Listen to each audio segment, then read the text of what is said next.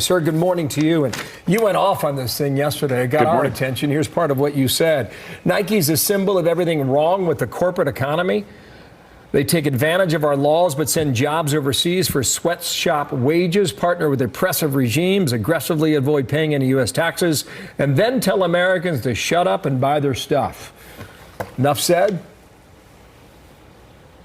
Yeah, I mean, it's just terrible, Bill, what they're doing here. I mean, you would think that this would be something to celebrate. The Betsy Ross Flag. I mean, Betsy Ross, let's not forget, an independent businesswoman who had her own shop in Philadelphia, who designed our nation's first flag, who sewed our nation's first flag. I mean, she's truly a founding mother. I mean, this is something that's the best of America, and this is controversial to Nike. But meanwhile, Nike's sure willing to make a buck in China. They're sure willing to partner with an authoritarian, repressive regime. It's the worst kind of hypocrisy. Why do you think they did it?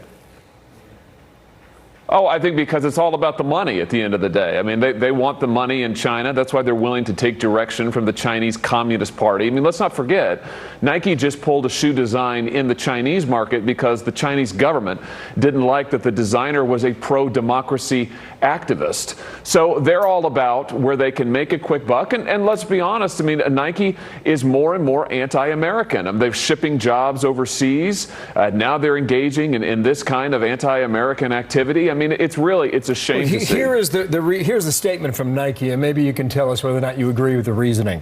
Nike made the decision to halt distribution of the Air Max 1 Quick Strike 4th of July based on concerns it could unintentionally offend and detract from the nation's patriotic holiday. What do you think of that? Yeah, well, I mean, it doesn't have anything to do with patriotism. Nike is not interested in patriotism, clearly. Nike is interested in making a buck at the expense of the American worker. And this is my big issue, Bill. I mean, you look at their behavior, not just now, but over decades now, shipping jobs overseas, pursuing sweatshop labor so they can get their products cheap, and then telling Americans that they should like their anti-American activism, Nike's anti-American activism. I mean, it's just really too much, and all the while trying to avoid paying any U.S. taxes. I mean, this is terrible, and we shouldn't put up with it.